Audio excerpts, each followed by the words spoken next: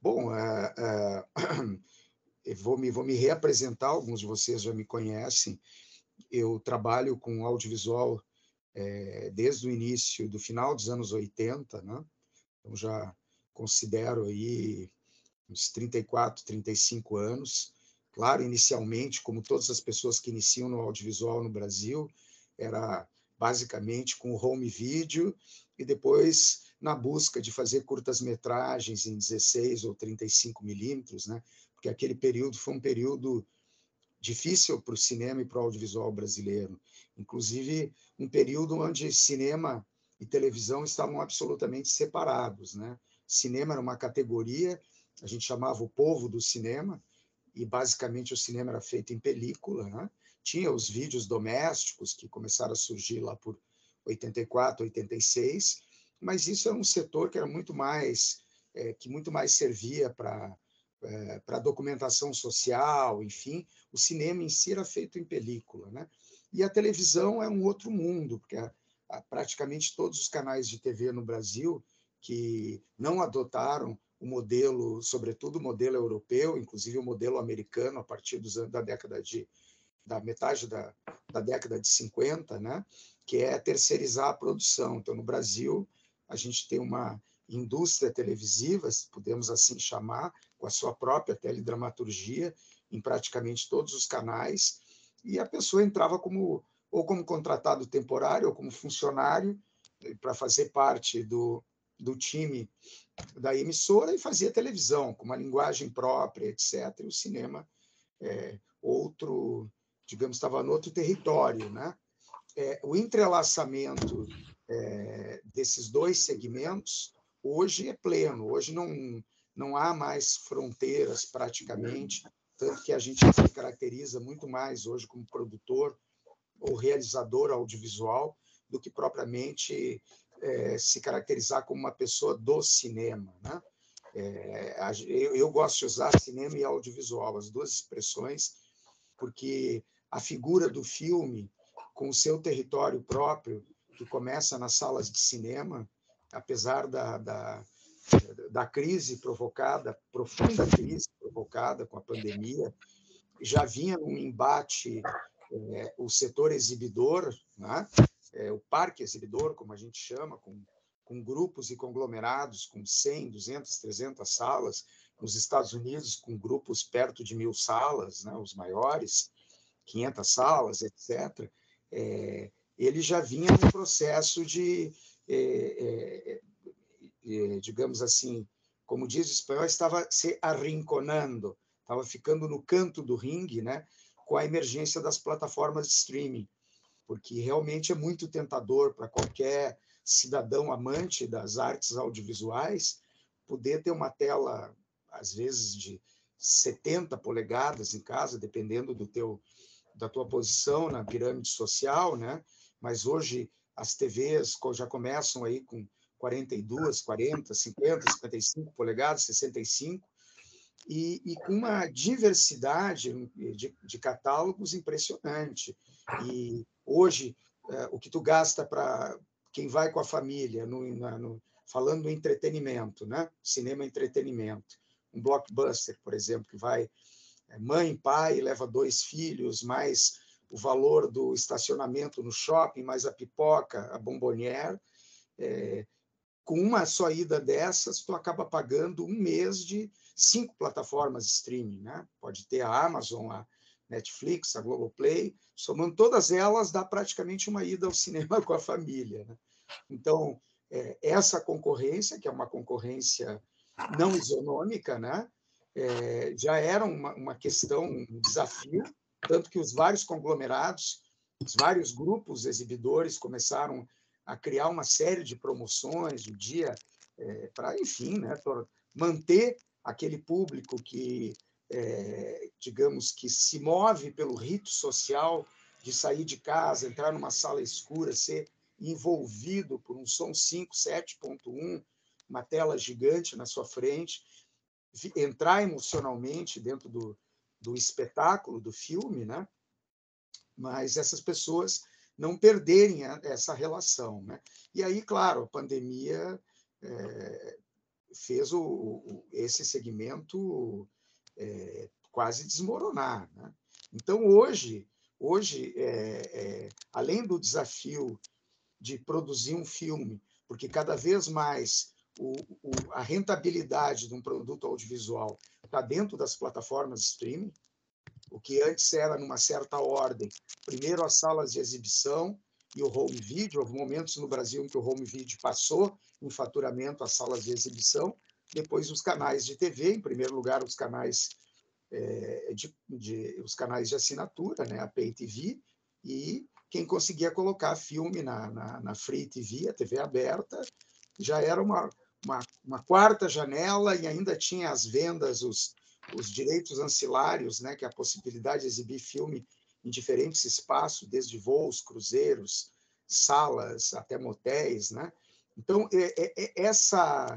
digamos assim, essa trajetória do produto audiovisual hoje virou uma grande geleia real, uma gelatina, né? Essas fronteiras quase se dissolveram, tanto que as próprias plataformas de streaming, que hoje preferencialmente estão buscando produções seriadas cada vez mais, mas ainda existe um percentual significativo de produção no formato filme, cada vez mais longos, né, com a liberdade de tu ver em casa a hora que tu quiser, podendo parar, não tem mais aquela restrição de que o filme standard tinha entre 90 e 105 minutos, né, entre 1h30 e 1h45 minutos, porque a janela da sala é uma janela tradicional de 2 horas. Tem que ter um tempo de terminar um filme, fazer a limpeza e entrar o público da sessão seguinte.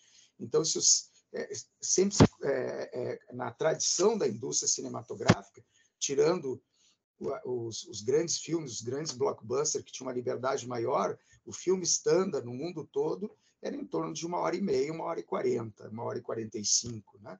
E com o streaming, grande parte dos filmes hoje tem mais de 2 horas. Ou seja, existe uma liberdade de exercício criativo maior. Tá? Eu estou fazendo essa introdução aqui para dizer, também para me posicionar um pouco, né? Eu comecei, como eu falei, de forma amadorística, 30 e poucos anos, e hoje eu tenho um pouco na minha esteira, como produtor principal ou em outras funções que eu já exerci, são 26, já perdi a conta, entre 26 e 28 longas-metragens, né? 7 ou 8 séries de televisão, inúmeros curtas, andei transitando também pela indústria do cinema publicitário, né? Já produzi vários comerciais, embora nunca tenha sido a minha praia, e venho aí em um ano, nos últimos 2 anos, eu produzi 4 filmes, né? Antes a gente tinha, lá pelos anos 90, início de 2000, tu pensava num filme, tu tinha que fazer o longa da tua produtora, às vezes demorava 3 anos para vingar.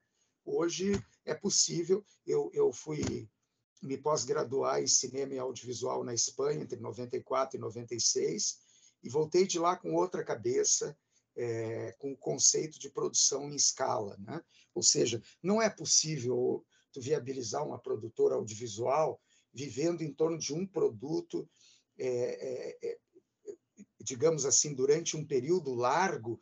Tu joga todas as tuas energias pessoais, econômicas, criativas para viabilizar um produto que pode não funcionar e a tua produtora ir para o ralo, né?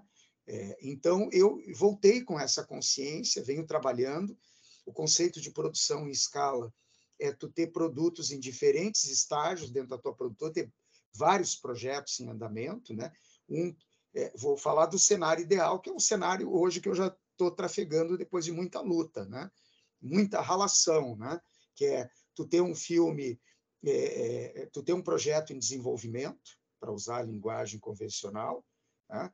Que está na fase ainda de amadurecer o roteiro, tu está trabalhando basicamente com criadores. Hoje nós temos a figura do showrunner, que às vezes traz um projeto, ou é da produtora, ou traz um projeto para dentro da produtora, né?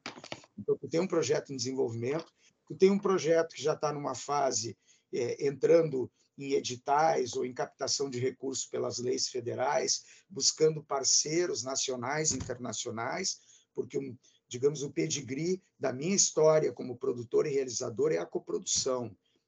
eu devo ser uma dos 3 produtores no Brasil que mais fez coproduções internacionais, com 12 países diferentes. Estou buscando outros territórios para me associar, né? Então, sempre pensar na possibilidade da coprodução. Então, ter um projeto que esteja nesse estágio. Ter outro projeto em pré-produção ou em filmagem, e um outro ainda dentro da produtora que já está em pós ou em pré-lançamento, né? Então, isso é produção em escala, ou seja, tu cria uma máquina e essa máquina ela não pode estar com seus esforços direcionados para um único vetor, né?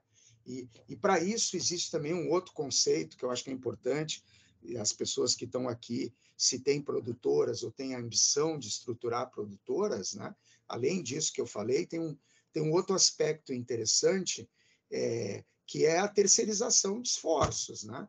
Tudo que eu vou falar nesse curso, naquelas 12 aulas ali, que é como estruturar projetos, como apresentar projetos, como torná-los competitivos, aonde apresentar esses projetos, quem buscar como parceiros, quais são as fontes financeiras reais que existem, que erros tu não pode cometer desde a maneira como tu estrutura, como tu escreve, como tu apresenta um projeto, pensando que muitas vezes os teus interlocutores são pessoas invisíveis, escolhidas como júri de um edital, agora com toda essa discussão em torno da Ancine e do fundo setorial, né, que eu participo diretamente, uma outra característica minha, militância nas entidades audiovisuais, né? Então, uma outra característica é a terceirização de esforços, né? Porque aí tu diminui a tua escala de riscos e, ao mesmo tempo, potencializa, digamos, um capital criativo, uma inteligência para buscar uma economicidade do que tu faz, gente que são empreendedores, que tu puxa para os seus projetos, que vão te ajudar a montar esse grande circo que pode resultar num filme ou numa série, ou, enfim, em outro tipo de produto, ou o casamento deles, que é um produto transmédia, né? Essa terceirização significa que, muitas vezes, a produtora não tem capital suficiente para avançar na compra de direitos de um livro, ou pagar um roteirista, ou mais de um roteirista, uma sala de criação, que hoje está muito em voga isso, né? Inclusive, hoje, se a produtora de alguém que está aqui conseguir apresentar um projeto para uma plataforma, e o projeto, a equipe que seleciona projetos lá, né? Enfim, no birô deles, chegar à conclusão que o projeto de vocês se alinha bastante, tem aderência com a programação da plataforma e tudo, eles vão te chamar para as primeiras reuniões, e a primeira coisa que vai ser falada é a criação de uma sala de trabalho, uma sala de roteiristas, né? E às vezes, eles mesmos vão te sugerir, ou vão te obrigar, se a tua produtora não tem cacife ainda, para garantir. O que mais preocupa, tanto sempre preocupou os canais de TV, mas preocupa muito as plataformas, que é a tua capacidade de delivery, né? Vão encostar uma produtora já tarimbada, com que eles trabalharam, que já entregou alguns produtos para eles, e tu vai ter que coproduzir com elas, mesmo que tu nem conheça os caras, né? Já tenho amigos de produtoras amigas que aprovaram o primeiro projeto na Netflix, né, para fazer uma série, e os caras disseram, não, tu ainda não tem musculatura suficiente para isso, tu vai ter que te associar a uma produtora lá de São Paulo, que eu não vou, obviamente, falar em nomes aqui, e o cara teve que abrir mão de uma série de aspectos, tanto dentro da perspectiva dramatúrgica, criativa daquele produto, assim como também da remuneração, né? Porque quando a gente fala em plataforma, pelo menos o modelo que existe atualmente no Brasil, em discussão, em processo de análise de regulação, né? A gente trabalha para as plataformas, porque todo produto que a gente produzir para essas plataformas, a produtora não vai ficar com nenhum direito patrimonial sobre esse produto. Ela vai se remunerar na produção, vai ganhar nome, vai aparecer, daqui a pouco faz uma série que vai estar no mundo inteiro, que é uma coisa que todo mundo ambiciona, mas os direitos não são da tua produtora, são 100% daquela plataforma. Muito diferente da produção dominante hoje no Brasil, na qual eu me insiro mais, né? Que é a produção independente, que grande parte, ou a esmagadora maioria dos meus projetos, não todos, mas grande parte deles, foram feitos com recursos incentivados, né? De brasileiros e internacionais, né? E aí a produtora se mantém proprietária dos direitos, mas, obviamente, não tem garantia que o produto vai ter uma aderência de mercado como um produto que tu já negocia com uma plataforma que obviamente, quando uma plataforma compra um produto pronto, uma plataforma de streaming, né, há um risco de tu vender, porque eles precisam montar repertório, daqui a pouco eles vão estar tendo que cumprir cota de produto brasileiro, se a regulação avançar bem, né? Mas vão comprar um produto teu e vai ficar perdido lá dentro. Por exemplo, eu não me lembro o nome dele, o filho do Washington Oliveto, ele que, enfim, vem da área da publicidade, mas dirigiu uma espécie de Mad Max brasileiro, né? Reza a lenda, com um elenco importante e tudo. E eu queria muito ver esse filme. Cara, ele entrou, foi adquirido pela Netflix, está lá escondido, não tem nenhum banner que a gente chama de proeminência, né? Que é aquilo que tu abre a página principal e aparece aqueles banners que é o que estão te induzindo a ver, e que tu pode correr com o cursor, com o mouse ou com o teu controle remoto, né? E aí tu vai achar uma tripa de banners, né? Cada um como se fosse um pequeno cartaz de um filme ou de uma série, né? E aquilo induz o consumo, aquilo se chama proeminência. E não adianta ter um produto lá dentro e estar escondido, se não está dentro, se não há regras de proeminência, de cumprir cota para o produto brasileiro, né? Então, a gente ambiciona muito entrar ali, mas eu, nesse preâmbulo aqui, de falar um pouco sobre o mundo de negócios em que a gente está metido, né? Todos terem claro que são naturezas muito diferentes de produtos. Eu posso ter na minha produtora um produto feito para a Globoplay, para a Amazon, para a HBO, etc., que está lá, foi produzido pela minha produtora, está lá, inclusive, meu nome como produtor, um dos produtores executivos, ou como producer, né? Vou me vangloriar disso com justa razão, porque botei numa plataforma importante, isso é muito importante para a carreira de qualquer produtora, qualquer produtor, realizador, entende? Mas, ao mesmo tempo, não é um produto nosso. Ao mesmo tempo, eu vou ter, por outro lado, que é o que eu falei antes, que é aqueles que a gente produz buscando recursos incentivados, mesmo que a gente tenha que compartilhar a receita dos produtos, eu só vou saber quando eu tiver um volume de alunos matriculados, a gente começar o curso, aí eu vou entrar no detalhamento de cada situação, vou saber o que cada um sabe e o que cada um não sabe para poder, de certa forma, trabalhar com alguns conceitos aqui que são importantes, né? Mas, assim, a questão dos direitos patrimoniais de autor, que é o que te dá a propriedade de um produto, né?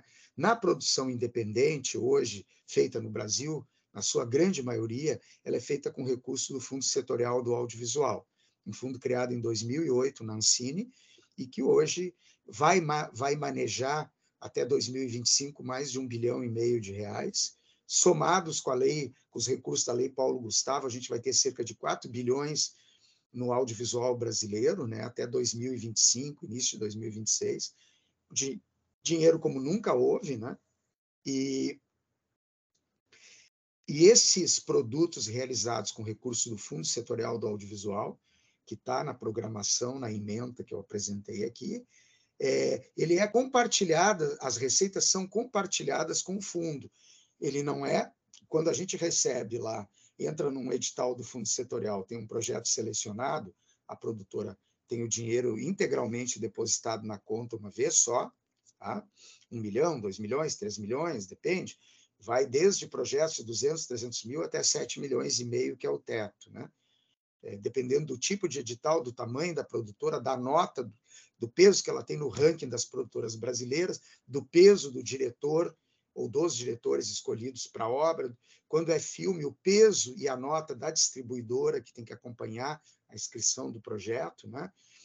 Tendo o projeto selecionado e depois havendo a exploração comercial dele, o fundo setorial vai ficar com uma parcela significativa de todo o faturamento da obra, seja filme, seja série vendida para canais de TV e plataformas de streaming, né? É diferente da lei do audiovisual, que é semelhante ao que antigamente era a Lei Rouanet, que agora se chama LIC, Lei de Incentivo à Cultura Federal, né? Que é um mecanismo que as empresas privadas e públicas, através do imposto de renda que recolhem, podem investir em produtos culturais de todos os gêneros, no caso da Lei de Incentivo à Cultura Federal, e só no audiovisual, séries e filmes, no caso da Lei do Audiovisual, que é a Lei 8685/93. Né? Essa lei, o dinheiro é a fundo perdido. Se alguém fizer um filme e conseguir captar, fizer um filme de 3 milhões de reais, que hoje é um filme médio, médio inferior brasileiro, já está na faixa dos 3 milhões, sério, a gente está falando de 4 a 5 milhões de reais, né? Estou falando num plano mais industrial. Né? É muito difícil de captar esse dinheiro hoje com empresas privadas, porque as empresas... houve um boom de investimento no audiovisual do fim dos anos 90 até a metade do início desse século. Né?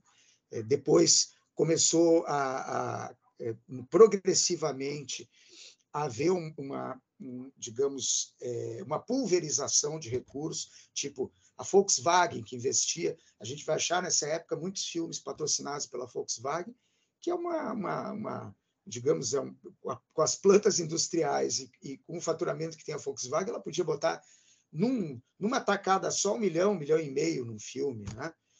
Eles começaram a diversificar o investimento deles em lei de incentivo, e assim muitas grandes empresas, o Bradesco, o próprio Itaú, que parte da família Itaú são cineastas, né?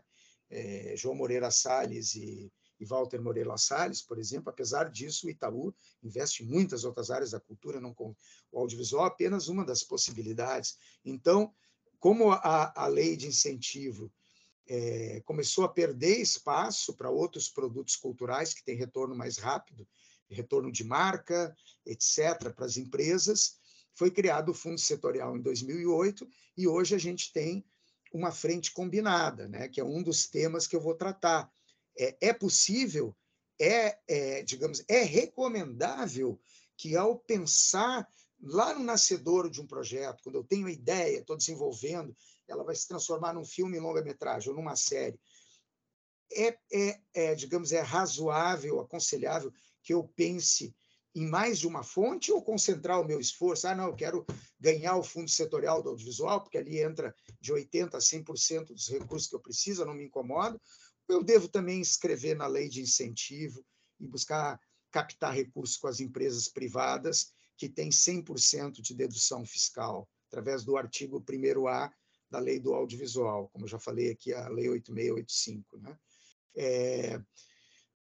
É recomendável? Isso eu vou tratar diretamente numa das minhas aulas. Né? Eu digo agora que sim, mas como se faz isso? Que tipo de montagem? Em que percentual eu devo arriscar quando a gente escreve um projeto na Ancine, quando a gente sobe esse projeto no sistema Ancine Digital, o SAD, como a gente chama, né? Eu já tenho que escolher lá minhas fontes, dizer, o orçamento é tanto, de onde virá a composição dos recursos que irão viabilizar esse projeto. E é nessa escolha que eu já tenho que saber se eu vou concentrar numa fonte ou em mais de uma fonte. Né? Isso é um fator importante, e eu sou profundamente adepto, e já, não só adepto, como eu já produzi vários produtos, já coproduzi vários produtos que tiveram 5 fontes de receitas diferentes. 5.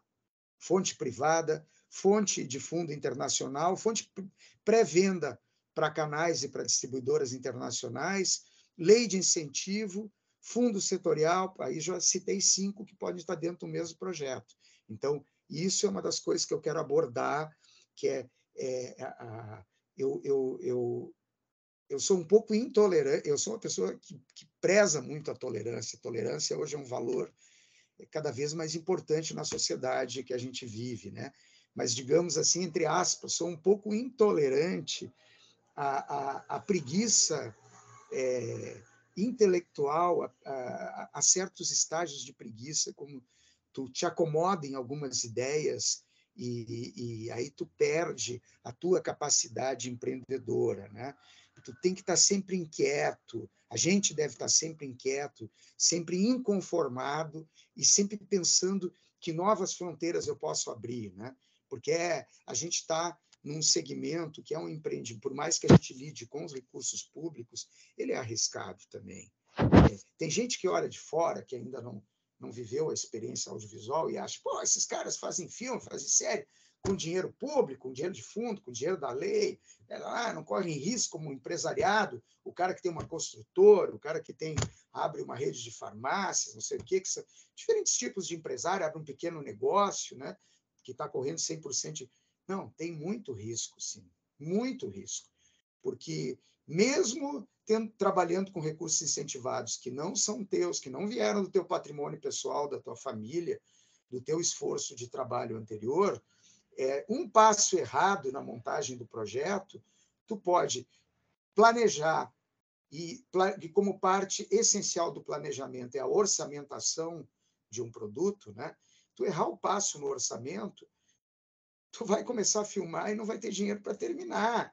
E aí a situação se torna grave, porque a produtora que recebeu dinheiro público de um fundo ou da lei, que faz um filme e não consegue terminar, significa que vai ter que devolver todo o dinheiro, mesmo que tenha gasto, tudo que tinha, vai ter que devolver integralmente com juros e correção anos depois, né?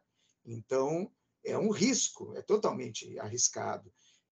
Eu estou falando assim, o ano passado, há exatos um ano atrás, eu estava rodando um filme que vai ser lançado dia 21 de setembro, pela distribuidora Elo Company, sediada em São Paulo, e pela Sony Pictures. A Sony é coprodutora de uma das minhas produtoras. A Sony tem 49% dos direitos. Então, eu, pela primeira vez, estou tendo um produto onde o investimento de uma major, né, uma das grandes majors, que é a Sony, foi fundamental para realizar esse filme. Né? Um filme bem comercial, uma comédia, dirigida por um diretor de origem taiwanesa, um brasileiro de família de origem taiwanesa, o Xu Xian, que também é professor de vários cursos na ABC, grande Xu Xian. Ele dá cursos de assistência de direção, acho que agora deve estar dando de direção também, um grande diretor, talvez o diretor mais importante de comédias hoje no Brasil, né?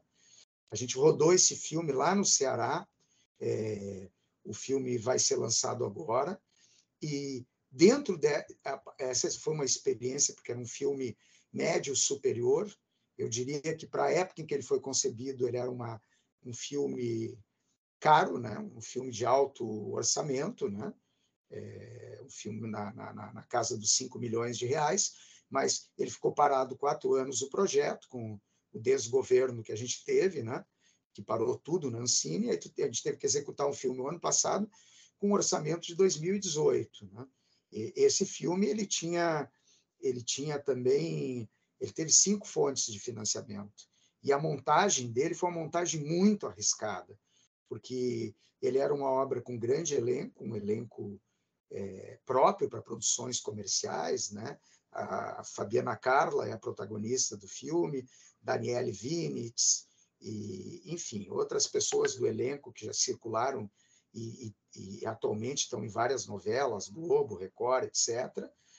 É uma equipe grande, filmado com 2 câmeras de primeira linha, né? Equipe de 60 pessoas, mais de 60 pessoas, né? Então, o risco é multiplicado numa situação dessa. Então, a gente está num território, pisando sempre num território minado, né?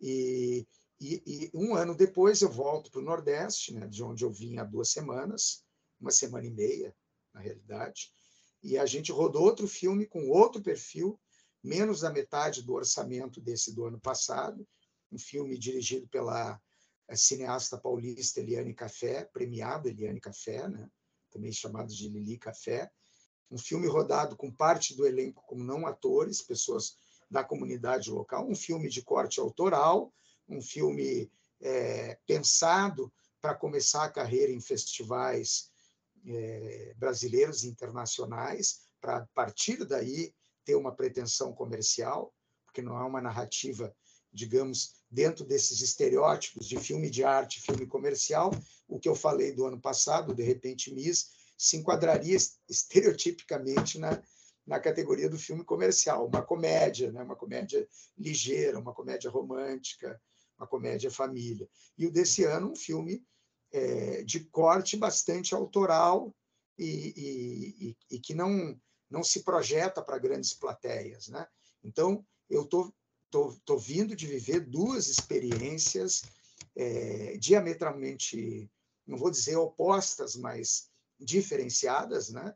Em duas pontas da cadeia produtiva, e em meio a essas duas eu rodei também um documentário também de um edital do MINC, um documentário de R$500 mil, rodando em 7 estados brasileiros, né? E um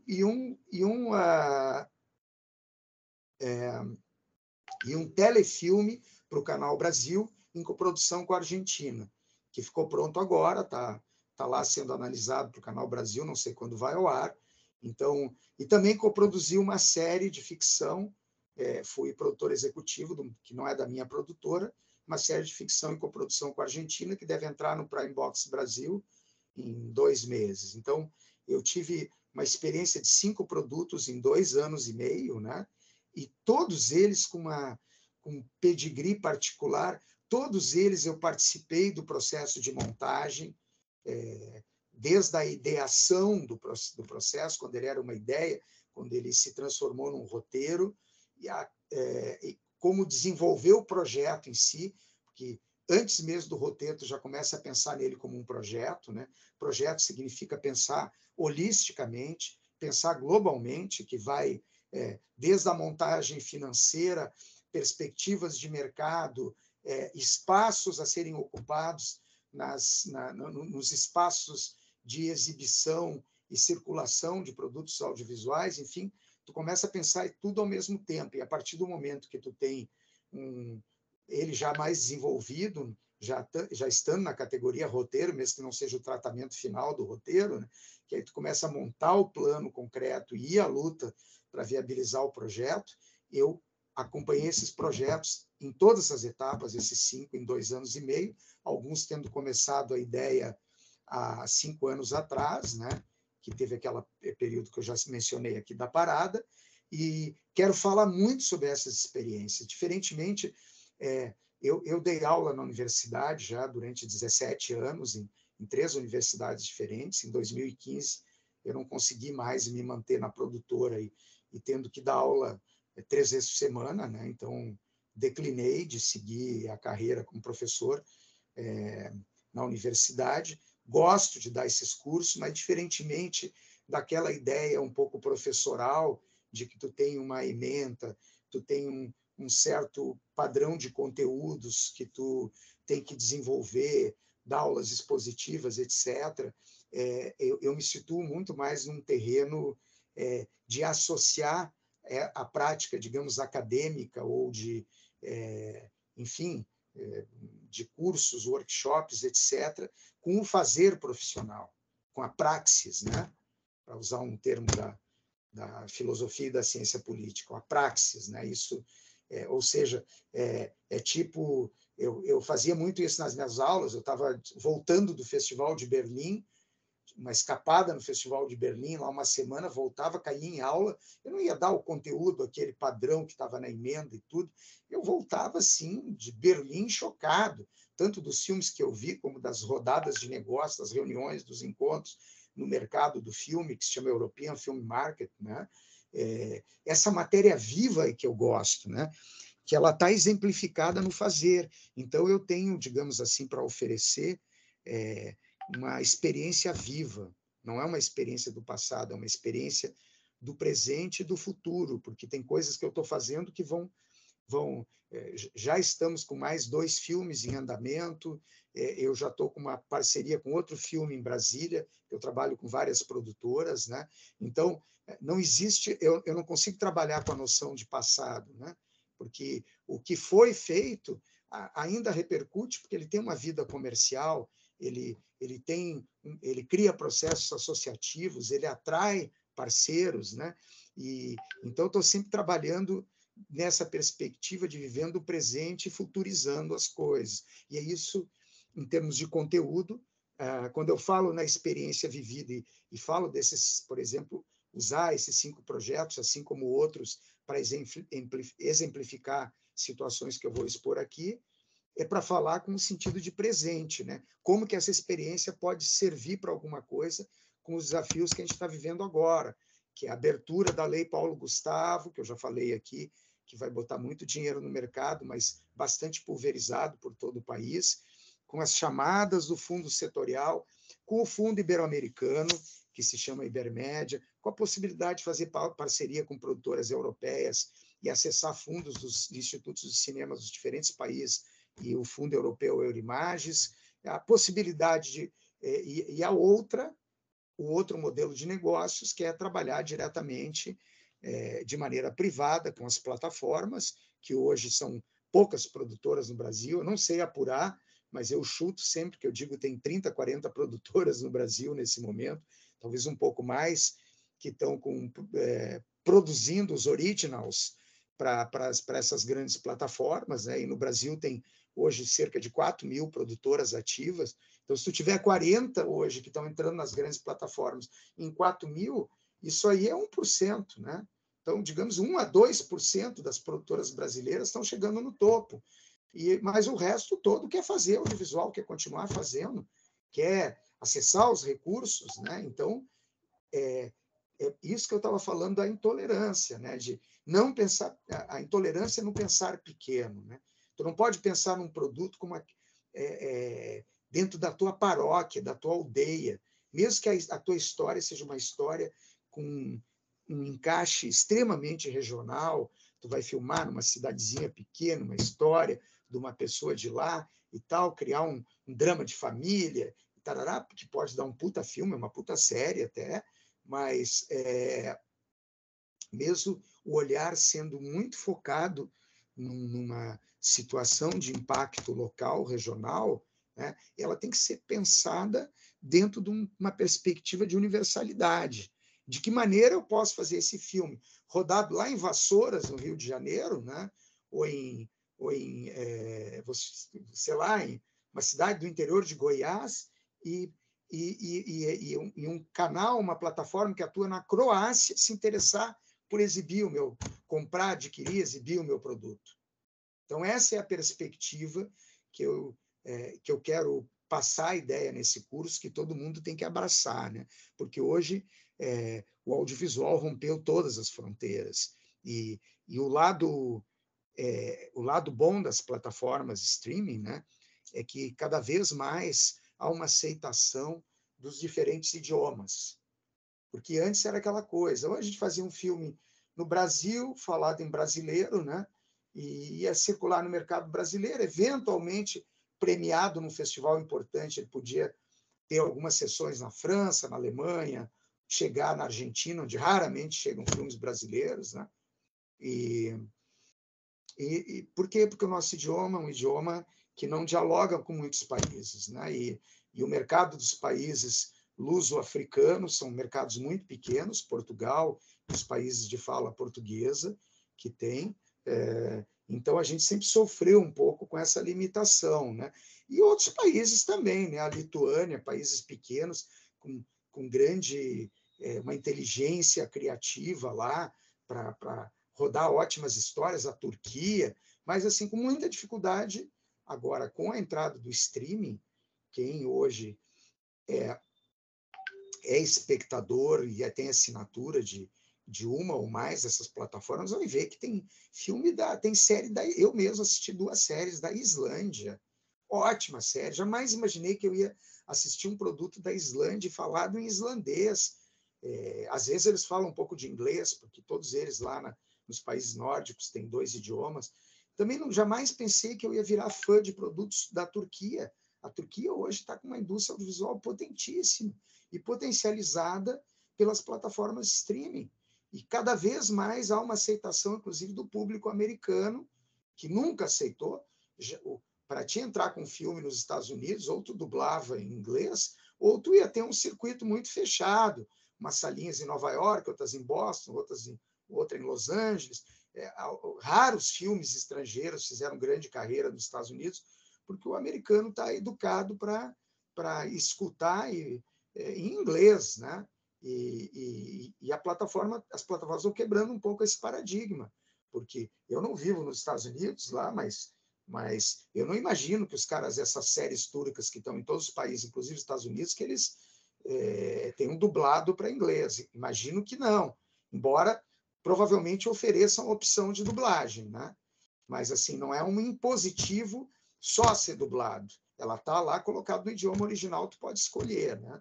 De ler as legendas. Então, está havendo essa grande mudança, o que abre novas perspectivas para produtos brasileiros, onde o português já não é mais uma barreira, e sendo assim, o nosso plano de negócios, ele também aumenta em desafios, mas aumenta em possibilidades, né? Então, deixa eu só abrir aqui agora o...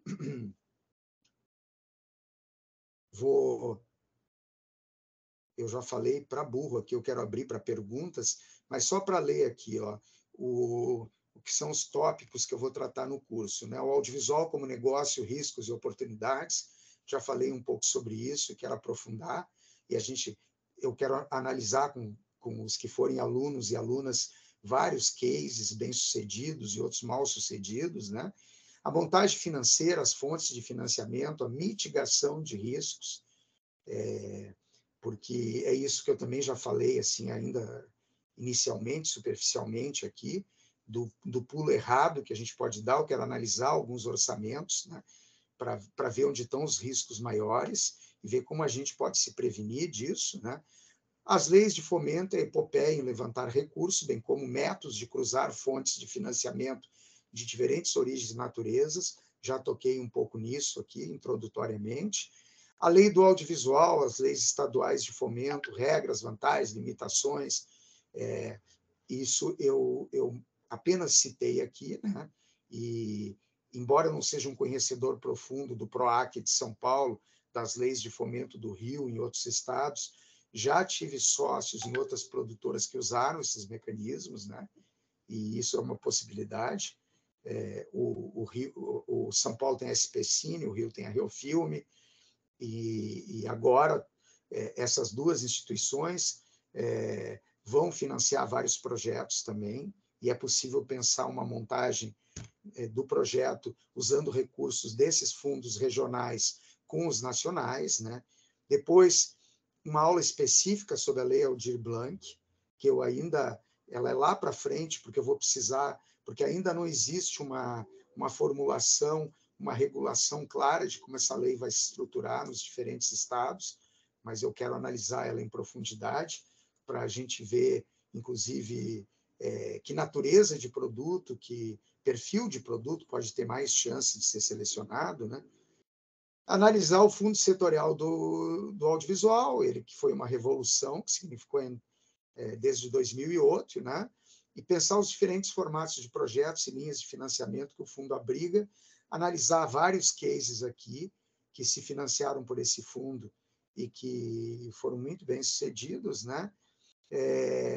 Analisar numa aula seguinte todos os critérios e respectivos pesos na pontuação dos projetos, estratégias para apresentação e regras de inscrição. Depois, estratégia de construção de apresentação de projetos, analisar dossiês, bíblias, pitch decks, as apresentações, o one sheet, os pitches coletivos, os pitches individuais, o one-to-one, outros formatos de defesa e venda de projetos, né? Estratégia de linguagem, o que deve e não deve ser escrito, a matriz SWOT, que são as fortalezas e fraquezas nos projetos audiovisuais, né? Os mecanismos de coprodução em território nacional e internacional, o papel e importância das coproduções, as legislações, etc., os mecanismos existentes e acessíveis a produtoras brasileiras, vantagens e impasses frente a diferentes legislações, e, por fim, fechar com os principais eventos de mercado a serem buscados, a estratégia para ter acesso aos mesmos, a importância da coprodução como estratégia de conquista de outros mercados, né? Então, assim, nessa introdução inicial, dei um pouco das ideias do que eu pretendo abordar, e encerro aqui, abrindo para perguntas e colocações, né, dizendo que o pior defeito que a gente pode ter é acreditar que está maduro e pronto. Eu, apesar de estar bastante tempo no mercado, já me considerar um veterano e já ter feito muita coisa, né, me considero permanentemente como aprendiz, né, porque há muitas variações, os mercados são voláteis, tipo, até quando tu busca um tipo de produto e tu fica sabendo que as plataformas estão procurando produtos de true crime, né? Agora a febre é o true crime. Aí tu, puta, investe tempo. Vou contar a história de um parceiro meu que ele tem contato direto com as pessoas lá da HBO, Globoplay e tal, e falaram para ele que estavam procurando true crime. Ele veio atrás de mim, vamos procurar um projeto, e aí trabalhamos e em 2 meses a gente tinha um projeto muito bacana para apresentar. E aí a pessoa disse, não, agora mudou tudo aqui dentro, a gente está procurando comédia família. Então, é um mercado volátil, um mercado difícil, extremamente competitivo, e é bom nunca ser consumido pela soberba, né? Então, eu quero compartilhar com vocês essa experiência, os meus erros também, erros que eu cometi, erros sérios, que me custaram muito, né? E às vezes também trabalhar o terreno da sensibilidade, do insight, né? Antenas ligadas, acompanhamento vivo do mercado, das tendências, analisando grades, programações, lendo, etc., mas, ao mesmo tempo, usando também a sua própria sensibilidade e os insights, digamos, as inspirações repentinas que nos aparecem para saber fazer escolhas que engatam, né? Então, inicialmente, era isso, essa longa fala que eu fiz aqui. Estou aberto aqui a colocações, perguntas, curiosidades.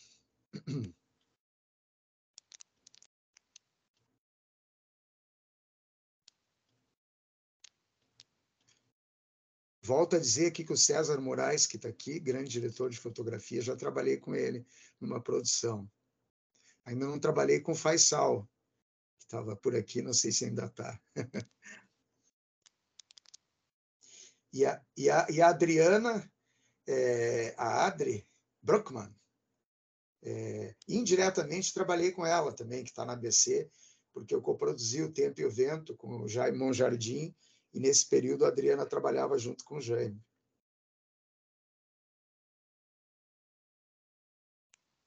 Está sem áudio.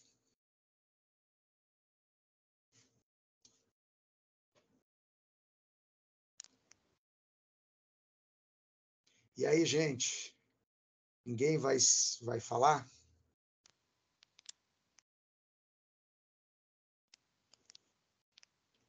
Je suis Charlie.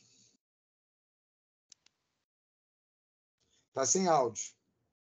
Francisco sem áudio.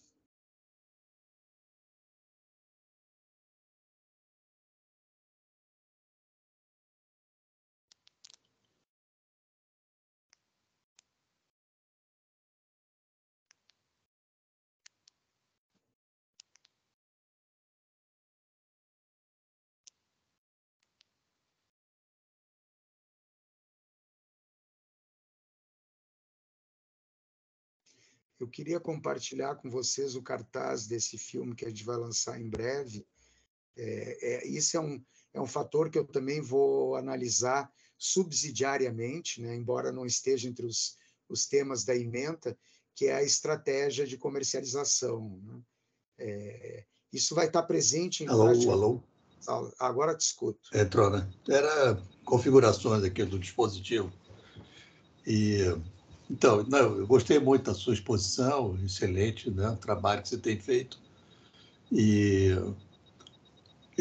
durante muitos anos eu participei de muitos editais e fiz projetos de audiovisual. Acho que a gente já conversou sobre isso uma vez, mas podemos elucidar o resto do grupo, né? Eu tenho também uma experiência muito grande em todos os setores, comercial, documentário, desde fotografia, professor 10 anos de faculdade.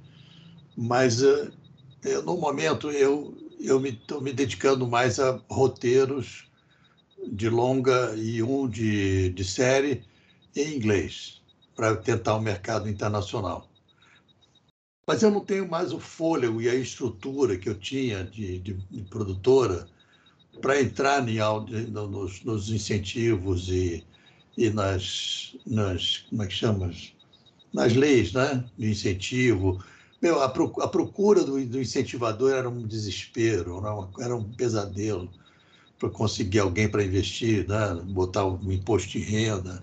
E muitas vezes o broker queria uma participação muito grande, de 20, 30, até 50% me pediram. Né? Aí não dá nem para produzir nada. Então foi muita decepção, fiz pouca coisa com incentivos, que fiz um documentário, mas eu fiz um monte de projetos, levar para Brasília para aprovar, né? Tinha que fazer uma parte da lei do audiovisual, uma parte da lei Rouanet, eram blocos de papel gigantescos, tudo. Era um trabalho insano, que aos poucos as leis de incentivo foram observando seus próprios erros e se atualizando, né, para a realidade. Estive na França já também falando lá com os incentivadores. Enfim, foi um caminho muito grande. Eu não tenho mais paciência para fazer isso. Não tenho mais condição mais de retomar esse caminho. Eu só tenho os projetos, os filmes, os roteiros já em inglês revisados, doctorados, afinados, polidos, né? Para já pegar e começar. Né? Eu tenho feito pitching no, eu tenho feito pitching no site chamado Stage 32, que é conhecido, né? E às vezes live, às vezes written pitching, e eu recebi excelentes avaliações.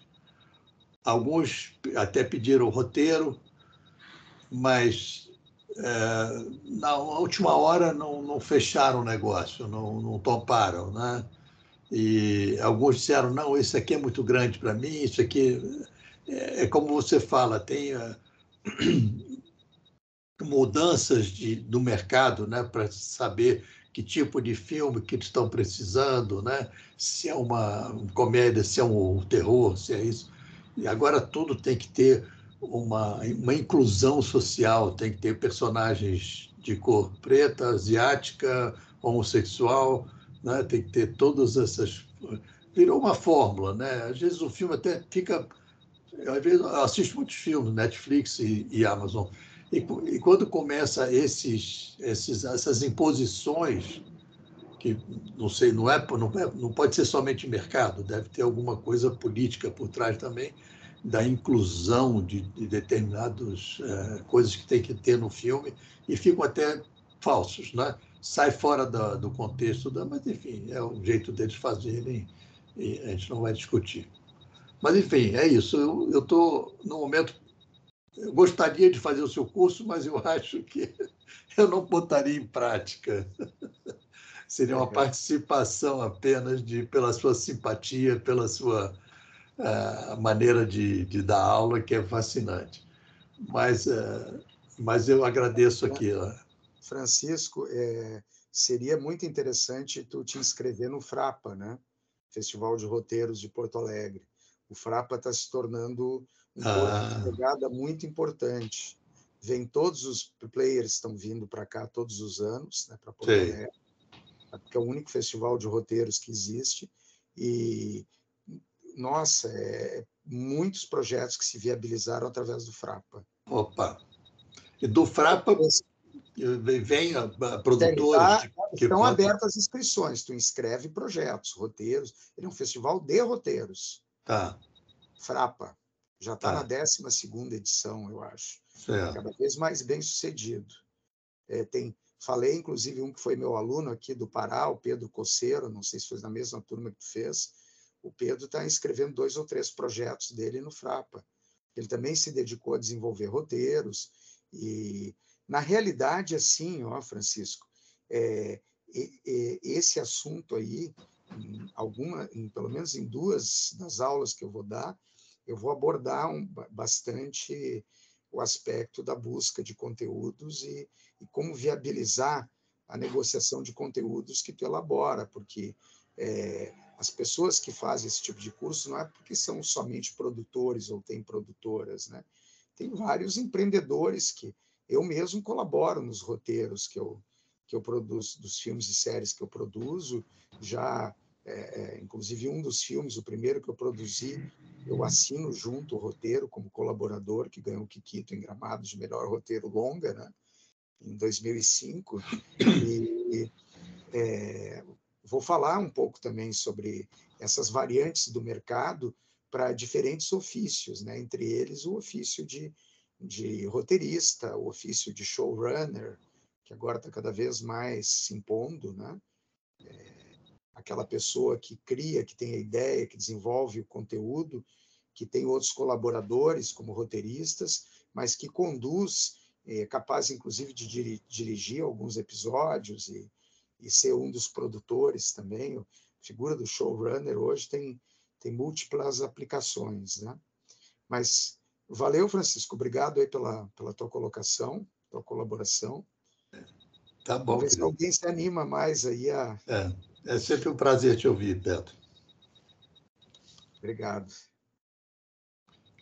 Ok, dou a palavra a quem quiser agora.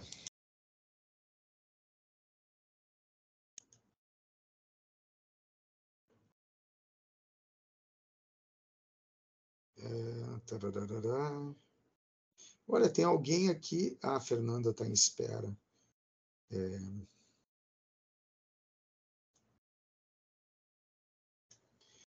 Gente, então, se ninguém mais tem nada a falar, a gente encerra aqui a nossa conversa e Queria só agradecendo. agradecer, boa noite, Beto, Beatriz Scavazini aqui, só agradecer pelo papo, foi muito bom, acho que como Francisco, muito bom ouvi-lo, muito prazer e seguirmos em contato. Muito obrigada. Valeu, Beatriz, obrigado. Espero que aconteça o curso e a gente se veja nele. Eu vou, durante o curso também, eu espero poder mostrar vários trechos de obras e falar um pouquinho para dar vivacidade à conversa, né?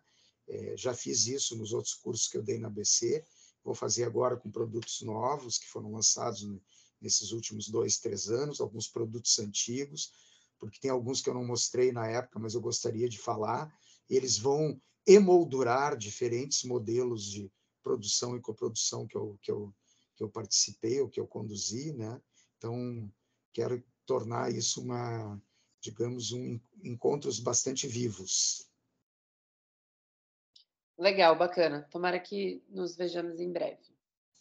Tá bem, valeu, muito obrigado a todos vocês, uma boa noite e um bom resto de semana.